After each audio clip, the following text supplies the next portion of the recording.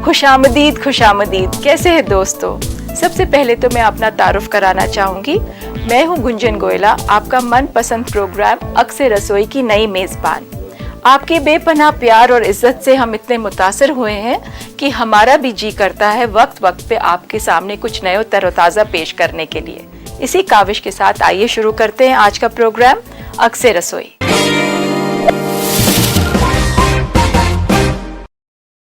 आज हम शुरू करेंगे मुगलई खानों से। अब आप सोच रहे होंगे मुगलई खाना किसे नहीं आता बनाना, मगर दोस्तों ये वो खाना नहीं जो आम रेस्टोरेंट में मिलता है। हमने ये रेसिपीज ली हैं हमारे अजीम और शान मुगलई बादशाहों के बावर्ची खानों से, और आज की रेसिपी है रिज़ा का जुफ्ता। तो आइए शुरू करते हैं रिज़ा का जुफ्ता।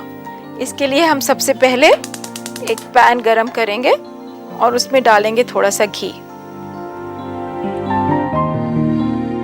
इसके लिए हमें ज़रूरत पड़ेगी गोश्त की। ये आधा किलो गोश्त लिया है हमने। इसका हम कीमा बनाएंगे और वो इस शक्ल का होगा। इसमें हम डालेंगे एक प्याज बारीक कटा हुआ,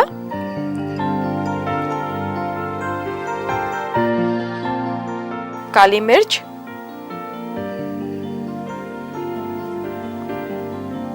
हस्बे जायका नमक, और इसे कोफ्तों की शक्ल देनी है। आप अच्छी तरह मिलाएं इसे, और मिलाते वक्त ध्यान रखें पानी ना छोड़ दे। आमूमन कीमा और प्याज जब मिलता है तो कई बार पानी छोड़ देता है। दोस्तों यहाँ पे मेरा पैन में घी गरम हो रहा है, क्योंकि अब इसको मिलाने के बाद हम इसके छोटे छोटे कोफ्ते बना के घी में तलेंगे। कीमे को ज़्यादा देर निकालने के बाद आप फ्रिज में ना रखें, इसकी ताजगी में भी फ़र्क आता है और इसके टेस्ट में भी फ़र्क आ जाता है। और आप देखिए जब इस तरह मिला रहे हैं तो कुछ थोड़ा सा लेस आना चाहिए इसमें, इसी से आपका कोफ्ता मुलायम बनेगा। अब ये तैयार है हमारा कीमा कोफ्तों के लिए। छोटे छोटे बॉल बनाइए हाथ से।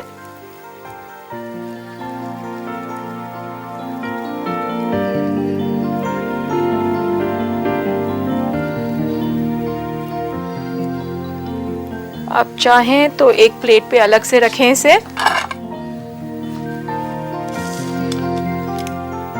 अगर इसमें फैट आप डाल दें तो कोफ्ता और नरम बनेगा, मगर ज्यादा फैट भी नुकसान देती है, तो इस बात का ध्यान रखें।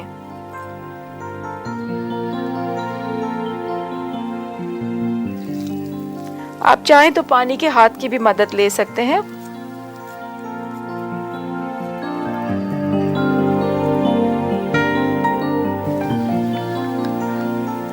आप देखिए मेरे कुछ कोफ्ते तैयार हो गए हैं, तो मैं इन्हें फ्राई करने के लिए डाल रही हूँ।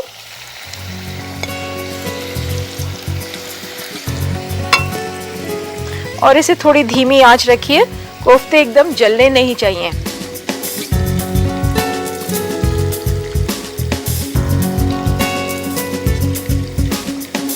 दोस्तों अगर इसमें आप अंडा मिलाना चाहें और इसमें सेंटर फिलिंग भी करें तो एक आपके अच्छे कबाब या स्नैक या स्टार्टर भी बन सकते हैं इससे। चिकन कीमा में भी आप ट्राई करें तो उसके कोफ्ते भी लाजवाब बनते हैं। इसी तरह आप कीमे को लें, चिकन का कीमा करके उसमें थोड़ा सा अंडा मिलाएं, थोड़ा नमक, प्याज, लहसुन, हरी मिर्च और छोटे छोटे कोफ्ते बनाएं। आपके दोस्तों को बहुत पसंद आएंगे। तो ये हमारे हो गए हैं कोफ्ते तैयार।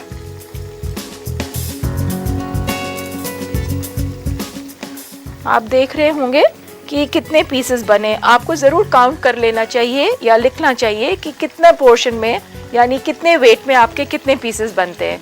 इससे आपको ये सहूलियत होगी कि आप जब भी गोश्त खरीदने जाएंगे तो आपको मालूम है कि आपकी क्या यील्ड निकलेगी, उसी हिसाब से आप अपनी परचेज कर सकते हैं। अब इसमें हमारे आधा किलो में 12 कोफ्ते निकले हैं, तो आप उसी हिसाब से अपनी कैलकुलेशन करें।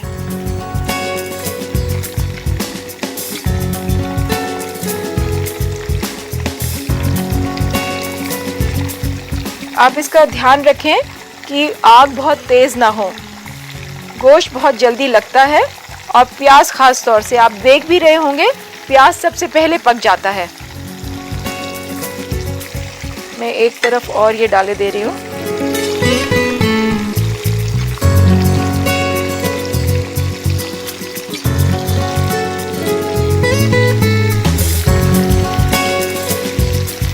आपको अंदाज़न इस कलर को ले लेना चाहिए इसमें।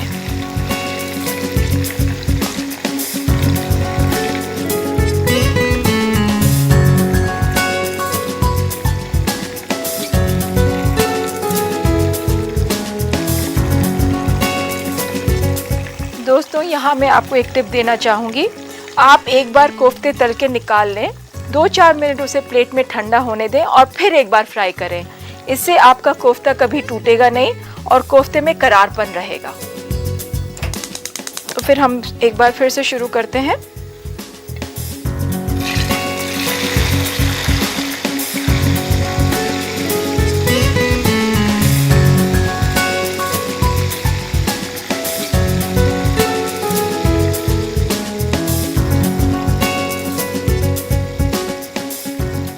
तो ये कोफ्ते तैयार हैं हमारे। अब हम बनाएंगे इसकी ग्रेवी। इसके लिए हमें ज़रूरत होगी एक पैन की और थोड़ा सा घी हम इसमें से ये पैन में डालेंगे।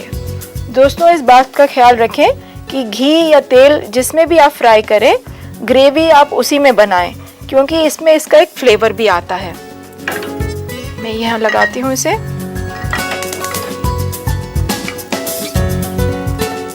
ये प्याज मैं इसमें फ्राई कर रही हूँ।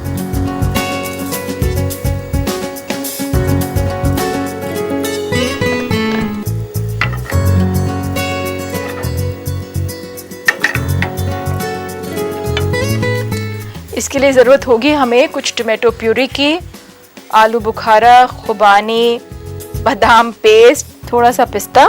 आप देख ही रहे हैं कि ये मुगलई खाना है, पिस्ता और बादाम दोनों पड़ेंगे इसमें। बादाम पेस्ट बनाने के लिए आप बादाम को गर्म पानी में ब्लांच करें, उसका छिलका उतारें और चाहे तो उसी पानी में बादाम को मिक्सी में चला के इस शक्ल में बनाएं। पेस्ट बिल्कुल महीन होना चाहिए। जैसा कि आप जानते हैं, बादाम आँखों के लिए कितना मुफीद है। इसमें विटामिन ई भी है, इसमें कैल्शियम भी है। लोग तो इसे सर में भी लगाते हैं। इसका एक तरीका मैं आपको बताती हूँ। अगर आपके पास भीगा हुआ बादाम हो, उसे किसी भी पत्थर पे घिसिए और उसको अपने आँखों के नीचे लगाइए। देखिए आपकी आँखों के दायरे कितनी जल्दी गायब होते हैं। ये हमारा प्याज पिंक हो रहा है। हमें इसे सिर्फ ट्रांसपेरेंट बनाना है, ब्राउन नहीं करना है। इसीलिए मैं आपको बार बार ताकीद कर रही हूँ कि इसके ऊपर नज़र रखिए, नहीं तो ये जल जाता है। दोस्तों, हमें पड़ेगी कुछ ज़रूरत मटन स्टॉक की, जो मैंने पहले से बना के रख लिया था। ये बहुत सिंपल है। आप 2-4 पीस मटन के लिए या बोन्स के लेके पानी में डाल के हल्का सा प्रेशर कुकर दें और उसमें चाहे तो एक तेज़पत्ता डाल दें। आपका स्टॉक रेडी है और वही स्टॉक हम इसकी ग्रेवी बनाने के लिए इस्तेमाल करेंगे। तो ये प्याज हमारा तैयार हो गया है। अब इसमें हम डालेंगे टोमेटो प्यूरे, हल्का सा चलाएंगे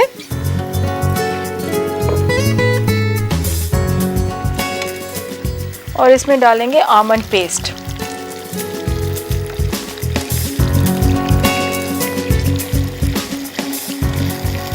ज़रा सा भूनिए हल्की आंच पे। धीरे धीरे आप साइड से लेते रहें ताकि बराबर भुनता रहे वो। आप देख रहे होंगे साइड इसका छोड़ रहा है, यही निशानी है कि ये भुन रहा है। इसे हल्के हाथ से चलाएं। अब इसमें हम डालेंगे जो स्टॉक हमने बनाया था।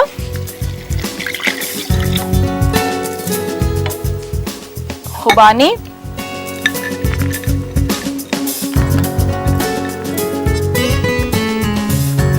आलू बुखारा। आपने देखा ये क्या अच्छा कॉम्बिनेशन है, खुबानी और आलू बुखारा, खट्टा और मीठा दोनों। थोड़ा सा पिस्ता जो हमने पहले से ब्लांच करके रखा है।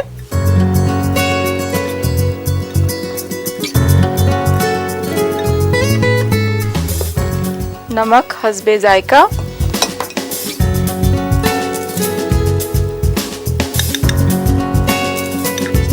और थोड़ी सी काली मिर्च।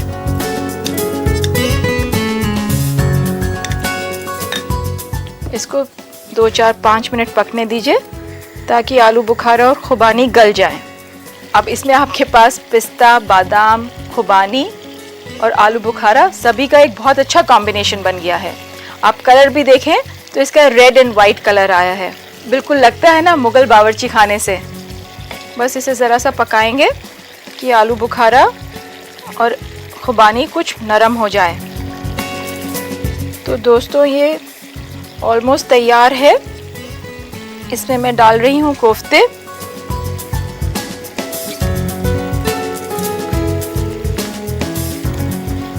और इसे पकने देंगे 4-5 मिनट ताकि कोफ्ते जो है ग्रेवी को जब्त कर लें।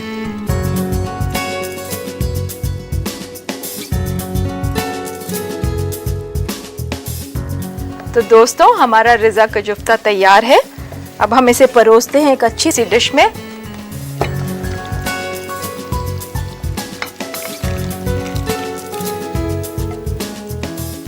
इसे थोड़ी सी गार्निशिंग कीजिए आप। मैंने यहाँ तुलसी इस्तेमाल की है, आप चाहें तो पुदीना भी इस्तेमाल कर सकते हैं या पुदीना और तुलसी दोनों लगाएं। ये आपकी डिश तैयार है, तो परोसिए अपने मेहमानों को और जी भर के तारीफ लूटिए। मुझे मालूम है हमारे नाजरीन चाहेंगे इसकी तरकीब को दोहराना, तो एक बार गौर से सुनिए और चाहे तो आप लिख भी सकते हैं।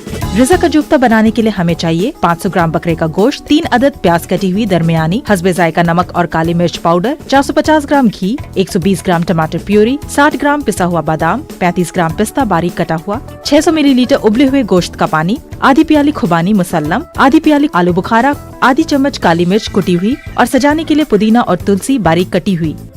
सबसे पहले बकरे के गोश्त का कीमा बना लें। उसमें बारीक कटी हुई प्याज, नमक और काली मिर्च का पाउडर मिलाएं। फिर उसे कोफ्तों की शक्ल दें। पैन में घी गरम करें और उसमें कोफ्तों को तलकर फिर उन्हें अलग निकाल कर रख दें। उसका मसाला तैयार करने के लिए पैन में उसी घी को दोबारा गरम करके उसका प्याज भून लें। फिर टमाटर प्यूरी, बादाम और पिस्ता मिलाकर 1 मिनट तक चलाएं। उबले हुए गोश्त का पानी, आलू बुखारा, खुबानी, नमक और काली मिर्च पाउडर मिलाएं और धीमी आंच पर तब तक पकाएं जब तक खुबानी और आलू बुखारा नरम न हो जाए। अब मसाला तैयार होने के बाद उसमें कोफ्तों को मिलाएं। फिर उसे बारीक कटी हुई तुलसी और पुदीना से गार्निश कर लें। लीजिए तैयार है रिज़ा का जुफ्ता। बहुत कुछ बाकी है अक्सर रसोई में बनाना, उससे पहले लेते हैं एक छोटा सा ब्रेक। आप कहीं मत जाइएगा, मैं यूं गई और यूं आई। दोस्तों जब हम मुगलई खाने की बात करते हैं तो उस दौर में भी खाने के बाद या खाने के दौरान तफरीह का एहतमाम किया जाता था। मगर आज दोस्तों खाना खाते वक्त हम टेलीविज़न देख लेते हैं, जो कि हमारी तहजीब के खिलाफ है। अगर आप सुकून से खाना खाएं तो पेट भरने के साथ साथ वो आपको रूहानी तसल्ली भी देगा। पहले वक्त में हम खाना दस्तरखान पे खाया करते थे, मगर आज डाइनिंग टेबल ने अपना मुकाम शायद हर घर में बना लिया है। मगर कुछ एहतियात हम आज भी बरत सकते हैं डाइनिंग टेबल पे बैठने से पहले, जैसे बड़े बूढ़ों को पहले बैठने दिया जाए और उन्हें हेड ऑफ द टेबल बनाया जाए। अगर आप मेज़बान हो और आपके मेहमान खाना खा रहे हो तो डाइनिंग टेबल पे बैठने के वक्त आप एहतियात रखिए कि आप एक ऐसी जगह बैठे जहां आप अपने मेहमानों की छोटी से छोटी ज़रूरत पूरी कर सकें। दोस्तों अक्सर लोग मुझसे पूछते हैं खाने के बाद उन्हें गैस हो जाती है। उसका एक बहुत ही छोटा सा नुस्खा मैं जो है आपको बताती हूँ। खाने के फौरन बाद आप आधा ग्लास गर्म पानी पिएं, 1/4 चम्मच काला नमक और अजवाइन मिला के ले लें। इससे आपका पेट भी ठीक रहेगा और गैस भी बननी बंद हो जाएगी। एक और इम्पॉर्टेंट बात यह है, खाने के बाद आप थोड़ी चहलकदमी जरूर करें, यह आपकी सेहत के लिए बहुत मुफीद है। दोस्तों मैं आपके साथ शेयर करना चाहूँगी एक मार्बल केक की रेसिपी।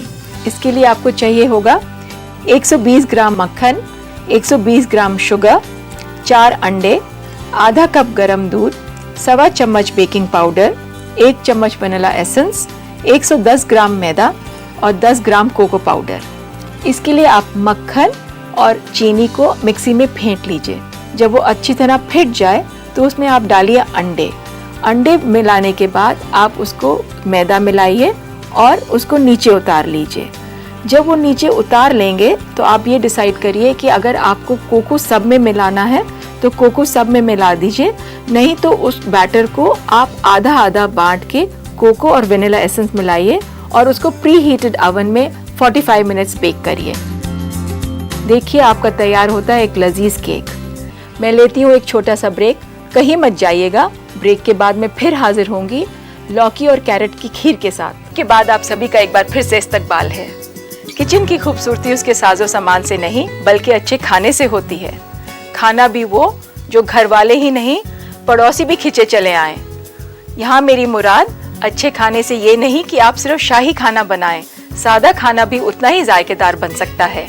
आज आपने सीखा रिजा का जुफ्ता बनाना, तो अब आइए बनाते हैं कुछ मीठा। आज की रेसिपी है लौकी और कैरेट की खीर। तो आइए शुरू करते हैं आज की ये नई रेसिपी। हम पहले दूध को उबालेंगे और जो लोग मरीज हैं डायबिटीज के वो स्किम मिल्क भी ले सकते हैं। ये कुछ छिले हुए गाजर रखे हैं जिन्हें अब मैं ग्रेट करूंगी। आधा कप गाजर लीजिए ग्रेट करे हुए।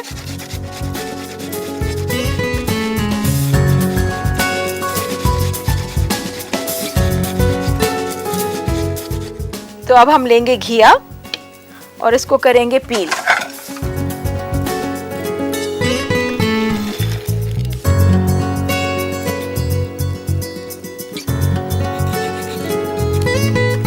घिया लेते वक्त आप ध्यान रखें कि पकी हुई ना हो, नहीं तो आपकी खीर जायकेदार नहीं बनेगी। अब इसको भी करते हैं ग्रेट।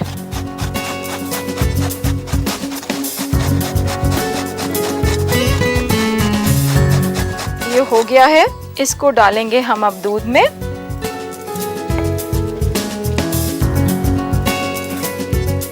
और रख देंगे इसको पकने धीमी आंच पे। ये धीरे धीरे पकता रहेगा। दोस्तों एहतियात रखिए कि ये लगे ना और बाहर भी ना निकले, तो धीमी आंच पे आप हल्के हल्के से हौले हौले से चलाते रहें।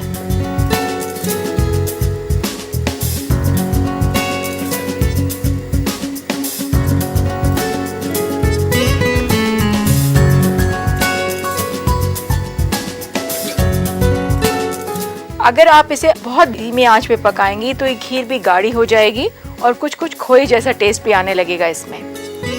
दोस्तों इसमें पकने के बाद हम डालेंगे कुछ बादाम, किशमिश, इलायची पाउडर। आप चाहें तो आप केसर भी डालें।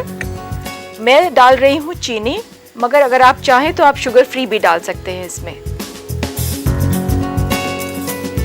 अगर आप डाइटिंग पे हैं या वेट कंट्रोल कर रही हैं तो आप इसको स्किम मिल्क में भी बना सकते हैं। और गाजर और घिया तो वैसे ही डाइटर्स का खाना है। अब आप देख रहे हैं ये काफ़ी गाढ़ी हो रही है और मैं इसको साइड में इसीलिए चला रही हूँ ताकि ये कहीं से लगे ना। दूध अगर एक बार लग गया तो उसको आप किसी भी तरह से ठीक नहीं कर सकते। तो बहुत एहतियात बरतिए जब भी आप कभी किसी दूध के कोई आइटम बना रहे हों।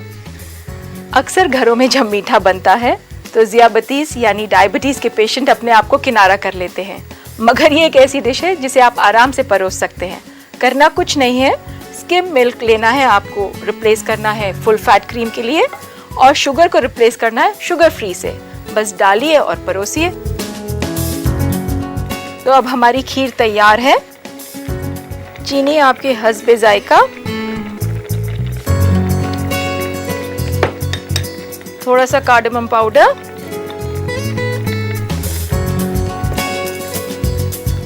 बादाम कुछ बारीक कटे हुए,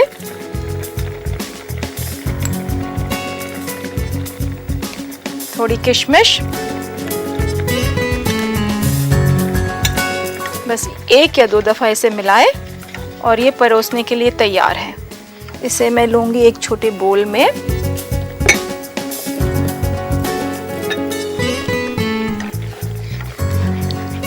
चीनी डालने के बाद एक दो दफ़ा ज़रूर चलाएं ताकि चीनी अच्छी तरह जज्ब हो जाए उसमें। तो ये खीर तैयार।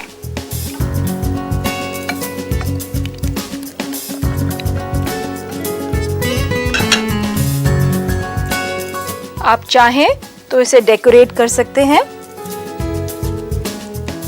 कुछ महीन कटे हुए एप्पल से। अगर आप चाहें तो आप एप्पल की खीर भी बना सकते हैं।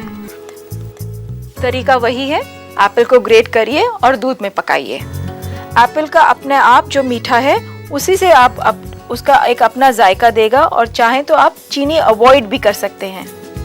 तो लीजिए दोस्तों, आज की स्वीट डिश तैयार है। हल्की सी इलायची बुरकिए, एक कलर आ जाएगा ऊपर। तो ये है लौकी और कैरेट खीर।